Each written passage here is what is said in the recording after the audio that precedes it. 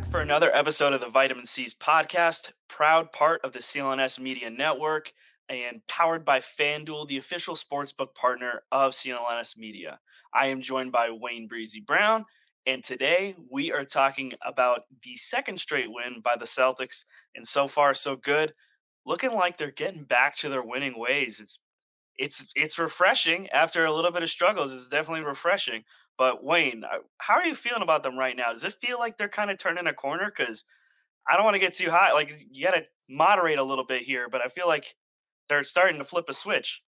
Yeah, I mean, they're looking like they're getting back to, the formula, right? And so I'm saying to myself, okay, this is cool. I don't care if these are easier teams or it doesn't matter. Like the Celtics need to go out there and do what they do, put their stamp on approval on, and ride off into these playoffs because the playoffs are literally around the corner. So back to back wins, convincing wins, I think is the word we can add. I mean, the games do kind of like fluctuate for the first couple of quarters, and then the Celtics flip a switch, and then they Pull away. transform.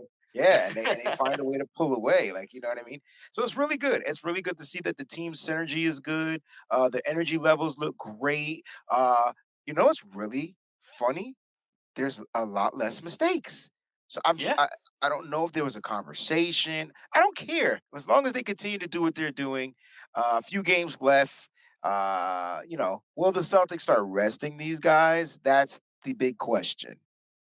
And I get like the argument for and against. I think that they're not gonna rest guys. I think if anything, they're gonna try and stagger minutes the best that they can. Um, I mean, we saw Rob. Rob's been great. Robert Williams had another great game. This time against the Pacers, came off the bench, so we saw a starting lineup that had Derek White in there, and they were staggering him and Al Horford. So it was like this great combo between Rob and Al, and you managed to get 15 minutes out of Rob, but they were really, really productive minutes. 8 rebounds. I think he had 6 points, 8 rebounds, 3 assists, or an assist, 3 steals, and 3 blocks. And he looked really impactful in a short amount of time. And for this team, in order to reach their ceiling, and they know this, Jalen Brown said this after the game, they need Robert Williams to be healthy.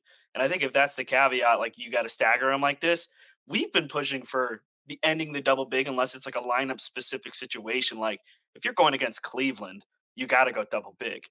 But for the meantime, like I think the best thing for your offense and for your ceiling in order to keep Rob as fresh as possible, you got to start Derek White, who had Yeah. another great game. You mentioned this before we hopped on, but like the trio of White, Tatum, and Brown went off, and Derek White again, just amazing season he's having. He was like Yeah. 5 of 9 from three.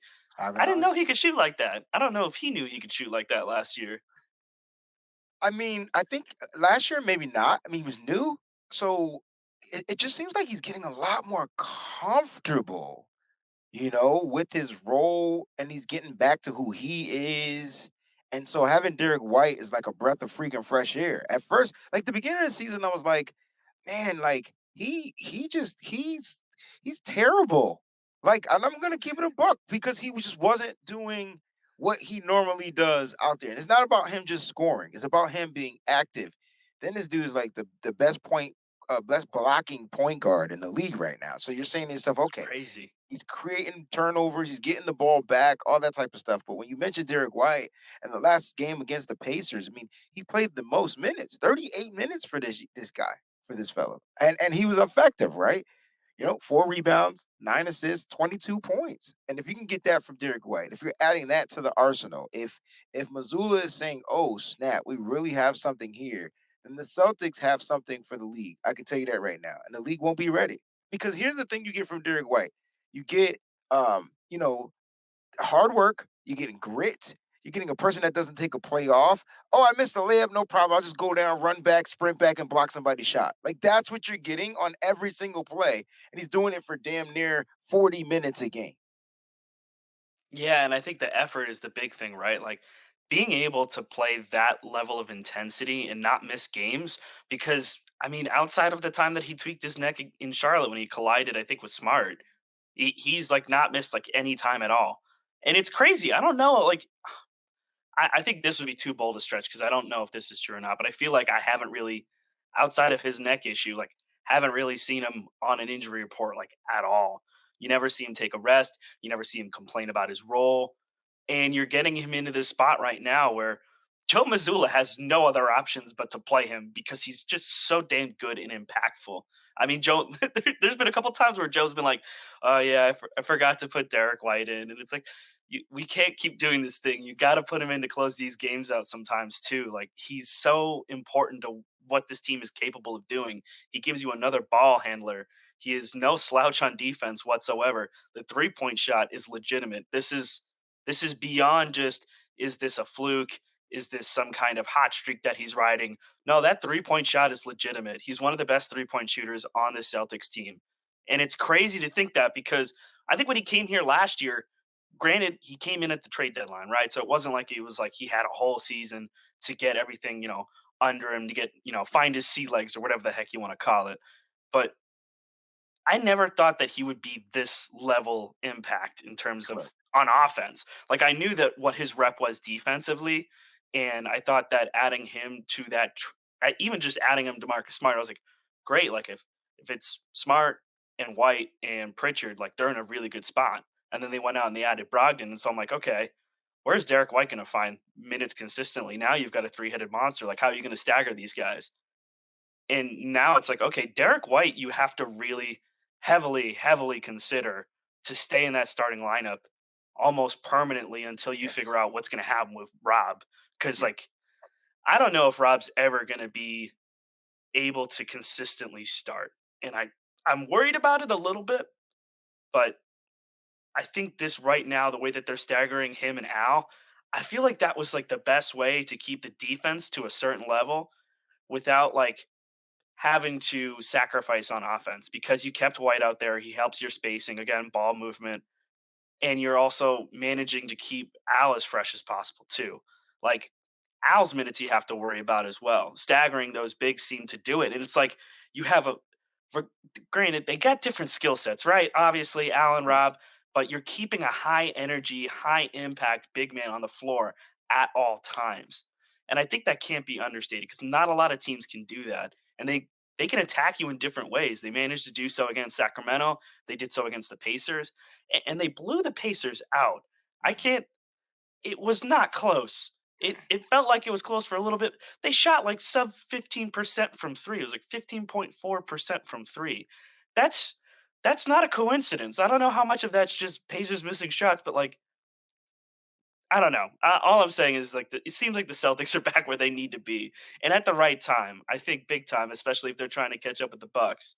Yeah, I mean, this is all about flipping the switch, right? Finding the key ingredient, the right connection that's going to allow the Celtics to get back to the way that they were beginning of the season. And I know we're talking a lot about Derek White and the energy and his hustle and all the different types of things that he's bringing to the team and his ability to finish at the rim, his ability to be able to draw fouls, draw the contact, get those free throws. So like Derek White again is probably the key to flipping the switch. And it's funny because 3 or 4 years ago, it used to be a guy like Marcus Smart, where he might not have did it on the offensive side, but on the defensive side, he made sure that the offense got the ball back. Now we have an offensive guy, and people don't think Derek White plays defense. Again, he's the leading point guard and blocking shots this year. Like that's ridiculous. And he's not just blocking point guards, he's blocking centers, he's blocking the fours, the threes, the twos, and the ones. So you have something good. I think Missoula has figured something out. This does allow everything you said,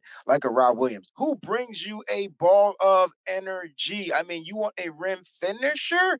That is what you're getting. How many alley oops did we see last night between him and Derek White? Wasn't that many? But the fact that you're getting him around the rim, Rob's still jumping through the roof. That's good, and he leaves the game healthy. 15 minutes, 20 minutes, maybe 23 minutes might be good max for Rob Williams going into the playoffs, but they're allowing him to, slowly come back. And I like that. I like what Joe's doing. It seems like I don't know if he's gotten any help, but it seems like he's starting to figure this thing out. And, if I had to pick a lineup going into the playoffs, I feel like I'm gonna start seeing a little less Sam Hauser, a little less Luke Cornett, just a little less, a little less. But you know what? It's working And I think they match up really well with whoever they're going to have if they finish in the 2 seed. And that's the key for me. I want them to finish with the 2 seed. I mean, you got Philly a couple of games behind, but they can finish. They can finish strong. This is why I wouldn't even bench anybody or rest anybody. Let these guys go out and play basketball. Let them play. Yeah, so in terms of the 2 seeds, so right now they're 2.5 games back of the 1, record of 51 and 23. It's pretty crazy thinking that come Sunday, by the time this drops, there's gonna be a game against the Spurs, 6 o'clock Eastern Time. That's gonna be game 75 of the season, which feels Wow. crazy. The playoffs are, like, right there. Um, and Boston is fortunate. I think 6 of their last 9 games are gonna be at home, so they're gonna have, thankfully, not a lot of travel, and I think that'll give them a good amount of time to just kind of get everything squared away. We talked about some of the matchups they've got. They're facing the Raptors twice. They face the Bucks, the Sixers, the Jazz. After the Spurs, they're going to be going against. Let's see. Yeah, it'll be Wizards. Yep, Wizards Wizards. are in the Yep. mix there too. So, Mhm. and then the final game of the season is going to be against the Hawks. So, The couple tough Hawks. games thrown in there, right? Yeah, I mean, So, young, energetic teams, but I feel like they match up well against the Hawks. I mean, it's a possibility that they can go undefeated on this last little 6 game stretch, but let's see what happens against San Antonio. yeah, Uh, like that's I a said, that's a good point too. yeah, like the Celtics do their thing, they continue to do their thing. Their 3-point shots are hitting. Good luck trying to beat them. But the key is when they're not hitting, are they figuring out other ways to put points on the board? And so that's what we're starting to see, right? And so, Jalen Brown is just he's looking like a superhero. Like it's the super Jalen Brown. Maybe that's because he's on his way to a super max deal. If he gets that all NBA. So it's going to be very interesting to see what goes down. Yeah, and between him and Jason Tatum, I think both of those guys are hitting the Jets. Tatum's 3-point shot, it still isn't quite there yet. Some games it's on, some games it's off, and when it's off, he's starting to realize, okay, I need to actually cut to the rim because this is where I'm going to live. Like I'm Mhm. going to buy myself a nice timeshare here because it's so easy for me to get to the cup. I mean, he spent all that time getting built, getting jacked up, getting ready to be able to bang down low and to get into the hoop with ease, and he's realizing he can do that when he doesn't have that three ball. And he did it a lot against the Pacers. He had a couple of different drives to the hoop where he just looked fantastic. Really, really crafty finishing, displaying a lot of that athleticism, that explosiveness that you need from him to be like you need him to be aggressive, right? Yeah, 5 of 6 from the line, so he got a couple fouls here and there, but I mean, between him and Jalen, combined, they had 61 points. Tatum had 34 points, past Larry Bird, which is a just talk big about it. record. It was Yep. crazy, right? So most 30-point games in a single season, he had tied Larry Bird, just passed him with 40 games, and he still has some games left. So there's an entire possibility where at this point now, everything else past this point is going to be added onto that. Right now, last time I checked, and I think this is still the case, Tatum is leading the NBA in scoring. At one point, he was the only guy in the league who had more than 2,000 points, which is Wow. crazy. Massachusetts, listen up. The wait is over. FanDuel, America's #1 sportsbook, is now live in Massachusetts, and new customers in Mass can get in on the action with $200 in bonus bets guaranteed when you place your first $5 bet. Just sign up at fanduel.com/Boston. Finally, you can bet on all your favorite sports teams from the money line to point spreads to player props and more. For me personally, I'm not much of a game to game guy. However, I am looking at the Celtics and the Bruins to go to the distance, so I put myself a nice little parlay on both those teams, and here's hoping that hits. So, bet now on an app that's safe, secure, and super easy to use. Don't miss your chance to get $200 in bonus bets, win or lose. Visit fanduel.com/Boston and make every moment more on America's #1 sportsbook. 21 plus and present in MA. First online real money wager only. $10 first deposit required. Bonus issued on non-withdrawable bonus bets that expires in 14 days. Restrictions apply. See terms at sportsbook.fanduel.com. Gambling problem? Hope is here. GamblingHelplineMA.org or call 800-327-5050 for 24/7 support. I can't remember the last time that we saw a player of this level like impacting the game the way he's doing it. Isaiah Thomas was like that a little bit. I mean, Isaiah Thomas finished top 5 in MVP voting, but we kind of all knew that that was lightning in a bottle, right? We didn't think Right. that he was going to be able to do that for a long period of time. For Jason Tatum, he's not even like really entered his prime yet. Like he really hasn't. He's still got a couple years before he really hits that echelon where there's going to be 5 years minimum of just dominant play. And so for him to be able to do this right before the playoffs, I think he's kind of found a little bit of challenge in these last few games where it's like, okay, we want to try and close this season out strong. You know, people talking not great about him in the MVP race anymore. I, for one, if he wins it, great. If not, I'm not expecting him to. But bringing that level of play and intensity, I think Yeah. some of that also has to tie into that Jalen Brown conversation too, right? And we will get to that in a little bit. But what are you thinking of Tatum so far, like finishing out the year? I mean, I think he's doing what he needs to be. He's turning into that. He is that elite superstar.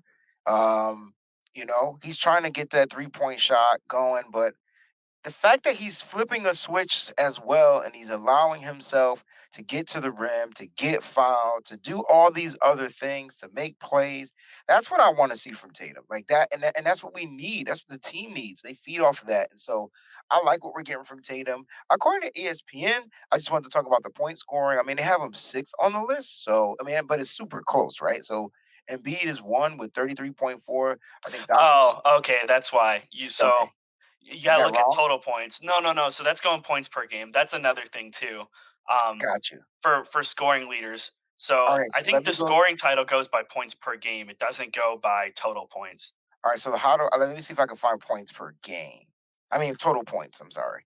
I don't think it's I up could here. pull that up.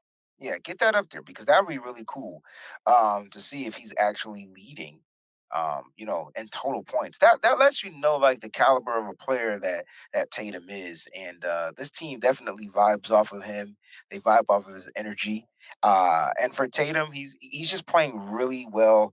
Well, really great basketball. I don't want to say really well. He's playing really great basketball, and it's really cool to watch this young kid like blossom.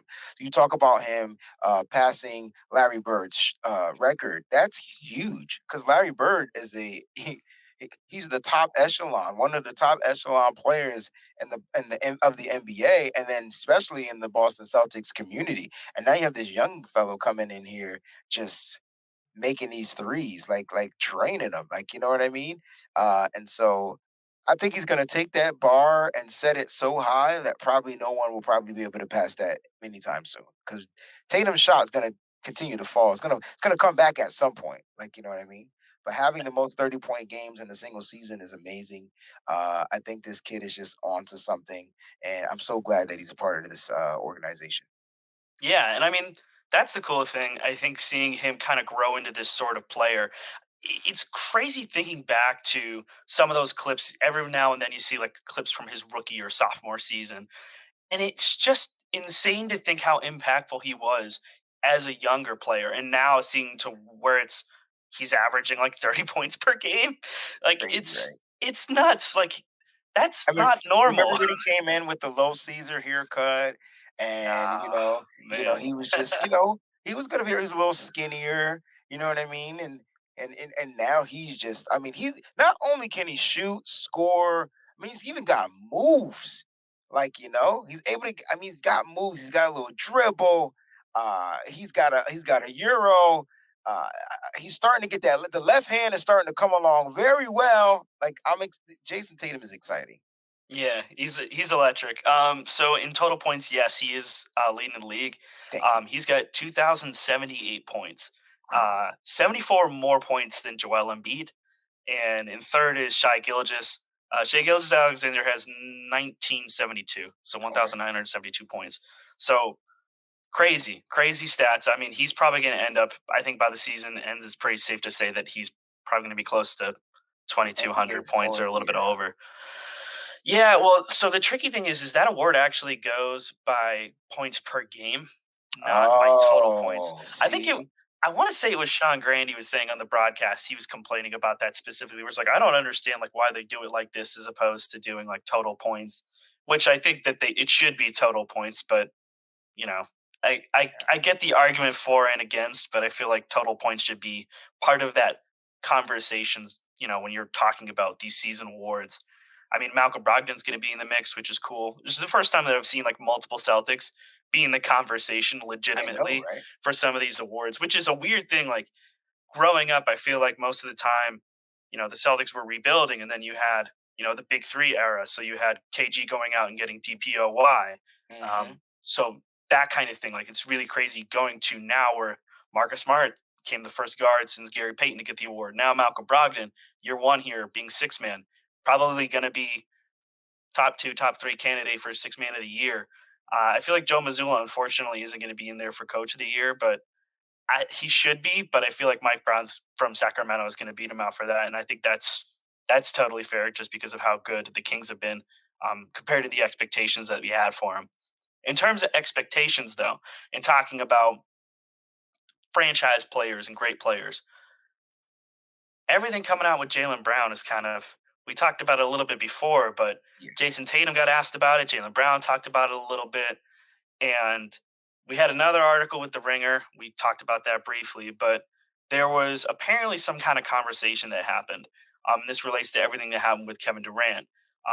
Going back to this past offseason, you had all of the rumors swirling around, would the Celtics get in on those talks? And then allegedly Jalen Brown was made available in trades. Jalen Brown opened up and said, like, yeah, that actually like really bothered me. I had no idea what was going on, kind of felt left in the dark, and he ended up having a three-way phone call with Jason Tatum and Brad Stevens. So he looped both of those guys in on a phone call in order to have this really uncomfortable conversation of like, I don't know what's going on, and I kind of need to, you know, clear the air. And basically, they ended up just reassuring him that he wasn't going to be traded, that he was part of the plans and all of that. And Tatum was asked about this after the Pacers game, and this is what he had to say. He said, just reassuring the obvious that we need him and he's a big part of this team, this franchise. Without him, we can't reach our goal. You guys know that. The world knows that. The team knows that. We need him to be the best version of ourselves. And I don't think that's obviously that, yeah, as he said, it's obvious. Like Jalen Brown is part of that winning formula. But it's also still reassuring to hear that they had that conversation. I know things have always kind of been tense when talking about their kind of relationship. It's always been a talking point, whether it's fair or not. Like it's Kobe and Shaq had a talking point yeah, for a long time, but they agree. also had like they were openly and publicly feuding. It's a different era now where cameras are constantly on you, and you've got computers at your Yep. fingertips and all of that. So like there's this constant churning media cycle looking for news, and there just seems to be a fixation on the Jays relationship. But what are your takeaways from like Tatum's comments on it? And do you think this kind of factors in? Does it give Jalen Brown any peace of mind? Just going into the future. Yeah, I mean, I'm not sure if it gives him a peace of mind. If it was me, if I was Jalen Brown, it would give me a peace of mind. So, to hear this come from the leader of the team, or whatnot, it makes me feel like, okay, it's like a breath of fresh air, right? Like I feel a little bit more relieved. So I'm hoping Jalen Brown feels a little bit more relieved. And I can tell you right now, like, watching him play, he seems well relieved. He seems like there's no tension or nothing holding him back. You know what I'm saying? If he takes a shot and it doesn't go in, he's getting back on defense. There's a lot. Maybe this stuff needed to come out. Like maybe these conversations needed to be held. And for some reason, it just seems like we're getting this best version of Jalen Brown, which is why the Celtics continue to flourish and be at the top echelon of their game. And I'm with Tatum. I thought everything he said was spot on. Jason Tatum is the best player on the team, but man, if you take away Jalen Brown and what he has to offer, I mean, imagine not getting his what is he averaging? 27, 28, 29 points. Imagine not getting that per game. Like imagine just that being missed. And then imagine taking away a guy that's going to drive to the basket, or a guy that's going to pull up and hit a midi in somebody's face, or a guy that's going to, you just do the things, the intangible things that he does. That would be a huge loss. I don't really want to get into the Jalen Brown contract situation because at this point it's really up in the air. It's a with the moot NBA. point, right? Yeah, like because it's the NBA, right? So it comes down to them suckers, right? Like, will he make all NBA? Because for the way I see it, Celtics won't be able to afford Jalen Brown moving forward. Now, we talked about it earlier in on an episode. If he does make this all NBA, that's a whole different story. And they got to figure out how to keep Jalen Brown here, man. Him and Tatum are like Batman and Robin. Give me some sidekick duos, bro. Like that's who they are. I mean, it's McGrady and T-Mac. That's like the That's it. obvious one for me. Like that's the That's it. duo that should have stayed together and, That's perfect. played out their And careers together. don't mess that up this time. Yeah. Like, don't be the team that's going to break them up. Like, break a tandem up like that. Like, don't do that. That got broken up, and that was kind of messed up. And they all went their separate ways. And McGrady and his injuries didn't able, and Carter played forever till he's like 75. But at the end of the day, don't break this up. Yeah. And I'm hoping that we continue to see this going forward. Dude, I'm so excited to watch these guys play in the playoffs. I feel like they've been doing so well their whole careers in the playoffs. They just can't get over that one little stinking hump game. And so this is the year. I could feel it. It definitely feels like it, right? Especially with the way that they've been picking it up lately. I think being worried about the team going into the playoffs was definitely fair. But there was one interesting tidbit. This was from an article that got dropped in The Athletic, um, confirming, I think this was by, yeah, this was from Jay King. And so apparently Al Horford had a difficult conversation with the team. Not different or difficult than Mm. usual, but just having a moment of leadership. So this is a direct quote from the piece. Um, so, with the playoffs approaching, Horford wanted the Celtics to stop wasting time. Before a recent film session, teammates said he urged them to dial up the urgency and start taking care of the smaller details. Though Horford downplayed the significance of his talk, saying he regularly addresses the team and didn't know why this conversation would resonate more than any other Celtic players considering the message meaningful. Mm. That would make a lot of sense because this came after the Utah game. Came right after that Utah loss, which of course was very, very frustrating. Very. So I mean, It's just because they blew a big lead and it it's just happened a handful of times this season, and I I think it's a fair know. concern. I mean, that's just the ghost of the past where it's like you don't take care of the little things, and all of a sudden everything just falls apart. You But know? see, to me, that comes down to the veterans of the team, which the majority of the team are veterans, right? And so your Marcus Smarts, your Al Horfords, those are guys that have been around for a long time. And just because you're like, how do I say this? Like Jason Tatum, Jalen Brown, just because they're leaders, you know, that doesn't make them veterans, even though they're still some of the older players on the roster. Like they're still young and they're still trying to do things. But it comes down to those veterans. To me, those are the anchors, right? And so, like Al Horford, I think that's tremendous. He had a meeting, and we needed the meeting. And I'm hoping that meeting went something like this: each of you meet beep beeps got a role. We need to play our roles. We play our roles, we'll continue to be successful. I'm not sure if Al talks like that, but that would have been my speech because that's all it comes down to. I don't need you to outdo stuff that, I don't need you to overplay this or overplay that. Just do your job. Like it's so simple. And the Celtics have a great formula. Move the ball, the wide and somebody be wide open to shoot. If we miss a wide open shot, I'm okay with it if we move the ball because that look's gonna be there again and again and again, and you keep shooting it until you make it. Yeah, and it gets the defenses scrambling. That's a big thing, right? And it You makes play them with tired, speed. Tim. Yes. Yeah. You tucker him out, yeah. Well, and specifically with what Horford said, it was something along the lines of this. So this is from the J. King piece again. Williams said Horford addressed teammates about the need to be able to talk to each other, accept criticism, and not let problems linger. Leave it there and keep going, Williams said, because we've got something bigger we're working toward. So being able to say, hey, we screwed up on this play, just don't let it happen again, communicate, and talking through those kind of things. Communication is key because once teams stop communicating, both on offense and defense, you can That's it. see in the body language where stuff starts to fall apart. We've seen it Bingo. before with this team, not specifically this season, but in seasons past when things were really, really bad last season, when they were just struggling right off the bat under Ime Udoka. Like there were definitely moments where you could see that body language and just the way that the demeanor would change. And so now it's refreshing to see them kind of get back to the winning ways and moving the ball the way they needed to. But besides that, um, is there anything else you want to talk about today before we wrap up? No, man, I think the Celtics are on a natural high. Let's see if they can continue the streak going and keep the streak alive. They look really good, and as long as they continue to do the small things, like the things they know, like all right, guys, we don't have to ISO. Let's just move the ball. Like the team is not better than us. We can get wide open shots and boom, boom, boom. Like if they continue to play that way, I guess you say disciplined. If they continue to play disciplined, they're gonna be just fine. I don't care who they play, like they're a winning team. They just have to remain disciplined. That's it. That's the key. That- That's a good way to put it. With that, we're going to wrap up this episode of Vitamin C's. Once again, you can find us over on CLNS Media Network, empowered by FanDuel, America's #1 sportsbook, and the official sportsbook partner of CLNS. Take care, everybody. Cheers. We'll see you next time. Sign up at FanDuel.com/Boston and get in on the action with $200 in bonus bets. Guaranteed when you place your first $5 bet.